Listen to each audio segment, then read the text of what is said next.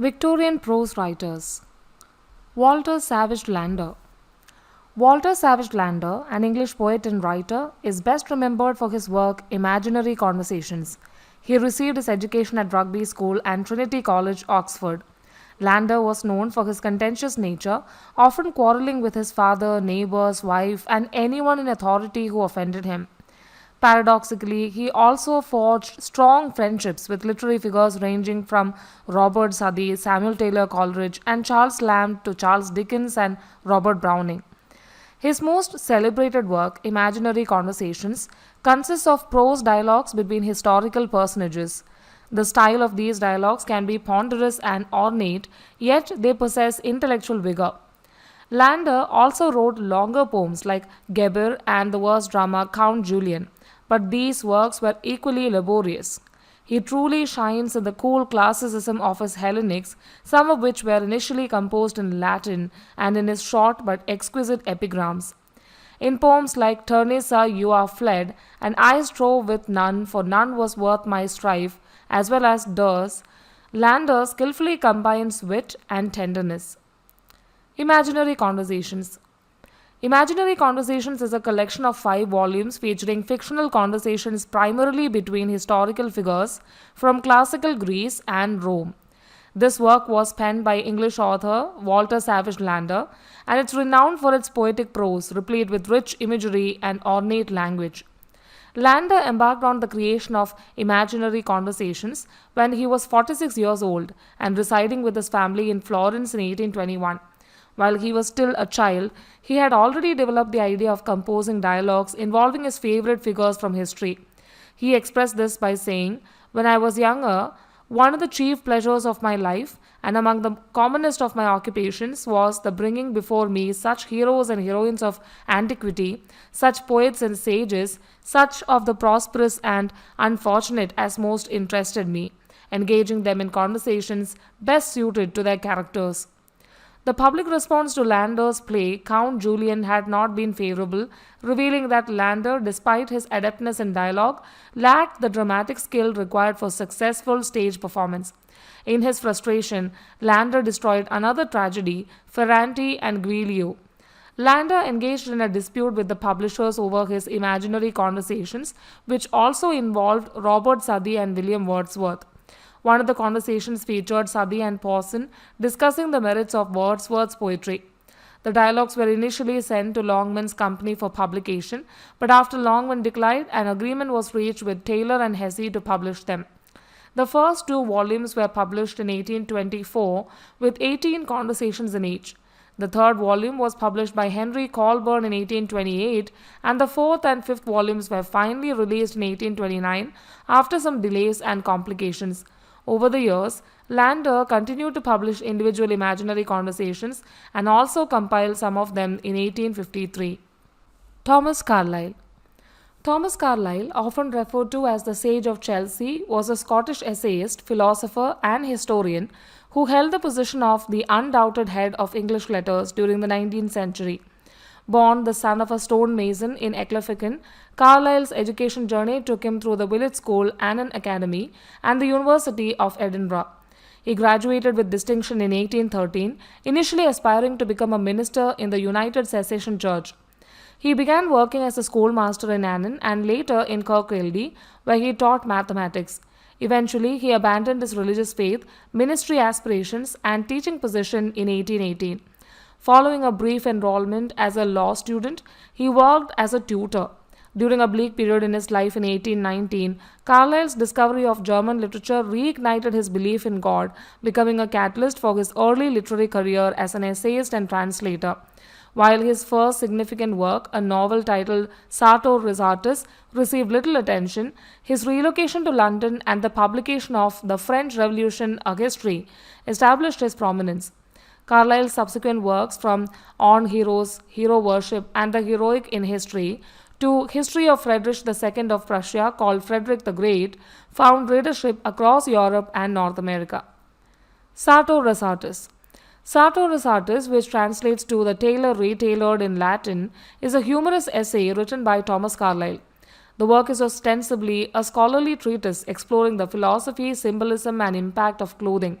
It was initially published in serial form in Fraser's magazine from November 1833 to August 1834. Sartor Resartus was later released in book form in 1836 in the United States, featuring a preface by Ralph Waldo Emerson. The central theme revolves around the idea that the intellectual frameworks within which profound human convictions are formed have become obsolete. Therefore, new frameworks are required to align with the times, although the precise intellectual content of this fresh religious system remains elusive. The French Revolution. The French Revolution is a three-volume narrative history authored by Scottish essayist and historian Thomas Carlyle. It was initially published in 1837 and played a pivotal role in establishing Carlyle's reputation as a writer. The creation of this work was fraught with challenges. After spending months on the manuscript in 1834, Carlyle lent his only draft to philosopher John Stuart Mill, who accidentally destroyed it. When Mill confessed to the mishap, Carlyle responded with remarkable generosity and a rare lightheartedness. He immediately set to reconstructing the work. The three volumes of the French Revolution are individually titled The Bastille, The Constitution, and The Guillotine. They cover the period from 1774 to 1795. Carlyle's interpretation posits that the excesses of the French Revolution were a divine judgment upon a selfish monarchy and nobility. The work includes remarkable set pieces and character studies featuring figures like General Lafayette and Robespierre. Carlyle's history was admired by Charles Dickens and even inspired the novelist's work, A Tale of Two Cities. John Ruskin. John Ruskin, an English writer, philosopher, art critic, and polymath of the Victorian era, was a prolific figure known for his diverse writings. His contributions spanned various subjects including geology, architecture, myth, ornithology, literature, education, botany, and political economy. Ruskin's literary styles encompassed essays, treatises, poetry, lectures, travel guides, manuals, letters, and even a fairy tale. He was also an accomplished artist, creating intricate sketches and paintings of various subjects. Throughout his career, Ruskin transitioned from an elaborate style to plainer language to convey his ideas more effectively. His writings underscored the interconnectedness of nature, art, and society. Ruskin exerted substantial influence during the latter half of the 19th century and into the First World War, and his reputation has enjoyed a resurgence since the 1960s, marked by numerous academic studies of his work. His ideas and concerns have come to be recognized as anticipating themes related to environmentalism, sustainability, and craftsmanship.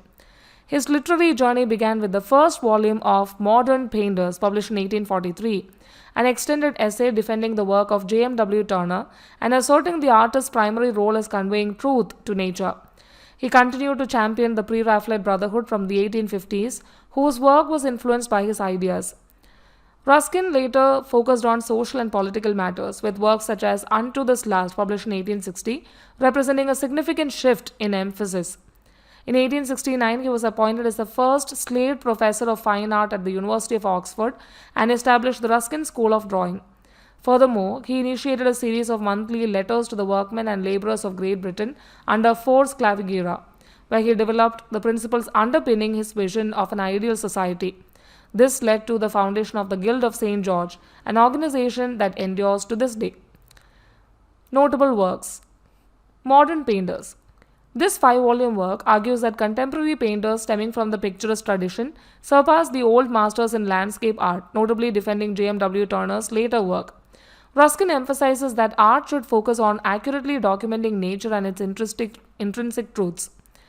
The 7 Lamps of Architecture.